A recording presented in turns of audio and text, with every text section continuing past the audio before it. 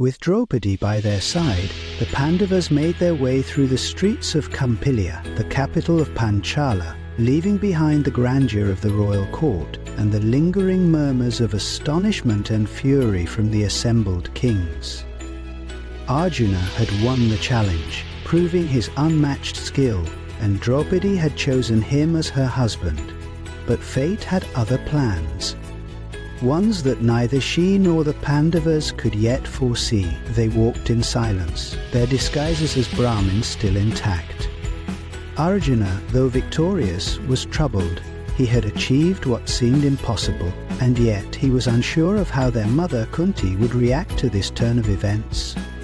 Would she be pleased? Would she bless the union? His heart pounded as he approached their modest dwelling on the outskirts of the city. Eager to share the news, Arjuna, still flushed with the thrill of his triumph, called out before entering, "Mother, see what we have brought today." Inside, Kunti sat, as she had done for years, accustomed to her sons returning from their daily quest for alms. It had become their way of life since they had escaped from the house of Lach. Each day her sons would gather whatever food they could, and together they would share it equally. Her mind, conditioned by this daily practice, did not even pause to glance at what Arjuna had brought. Instead, she answered instinctively, her voice carrying both warmth and habit, "Whatever it is, share it equally among yourselves." The moment the words left her lips, a stunned silence fell over the room. Arjuna's face paled, Bhima's brow furrowed, Yudhishthira's eyes darkened with understanding. Nakula and Sahadeva exchanged uneasy glances, and Draupadi, still veiled in the mystery of her new destiny, stood motionless, the weight of the moment pressing upon her. Arjuna hesitated, his voice faltering as he turned to his mother. "Mother, do you know what I have brought?" Kunti finally lifted her gaze. The sight before her sent a jolt through her being. Draupadi, radiant and graceful, standing at Arjuna's side. It took only a heartbeat for her to understand what had happened.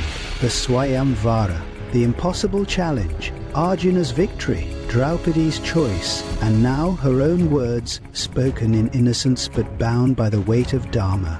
For a moment, a great dilemma loomed. The sanctity of a mother's words could not be questioned. What had been spoken could not be undone. If she retracted her statement, it would mean disrespecting Dharma, breaking a sacred oath. But if her words were upheld, then Draupadi, who had garlanded Arjuna, would have to be shared among all 5 brothers. A silence as heavy as fate filled the room. Yudhishthira, ever wise, spoke at last.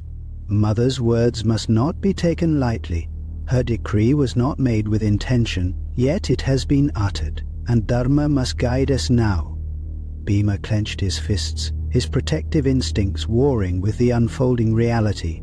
But she is Arjuna's rightful wife. She has chosen him, and he has won her fairly. Arjuna remained silent, his heart torn between his love for Draupadi and his duty towards his brothers. Draupadi too said nothing, though her mind raced. Was this the divine will that had guided her birth from the sacrificial fire? Had she been destined not to be the wife of one man, but of 5? A solution was sought, and it was the great sage Vyasa, the very author of destiny, who arrived at that crucial moment. His presence alone commanded reverence, and the Pandavas and Kunti bowed before him, seeking his wisdom. Vyasa, with his divine insight, understood that this was no ordinary event.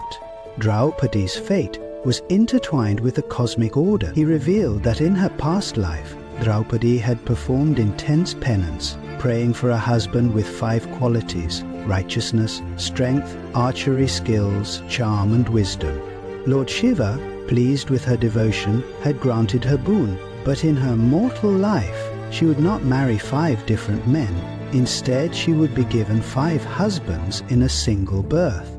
This was the will of the gods. This was Dharma unfolded. King Drupada, though initially bewildered by the revelation, eventually accepted this extraordinary turn of events. He had wanted an alliance with Arjuna, but now he found himself bound to all 5 Pandavas. Yet he realized that this union was not an accident. It was a divine arrangement that would strengthen Panchala and pave the way for the great war to come.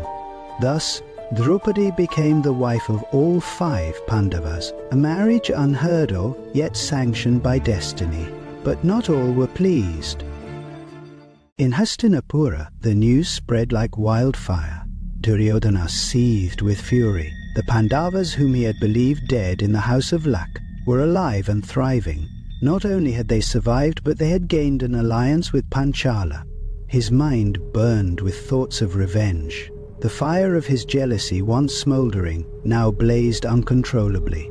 Karna, humiliated at the Swayamvara, clenched his fists as the memory of Draupadi's rejection haunted him. The wound in his heart deepened, festering into a need for retribution. And in the shadows, the elders of Hastinapura, Bhishma, Vidura and Dhritarashtra, watched with knowing eyes.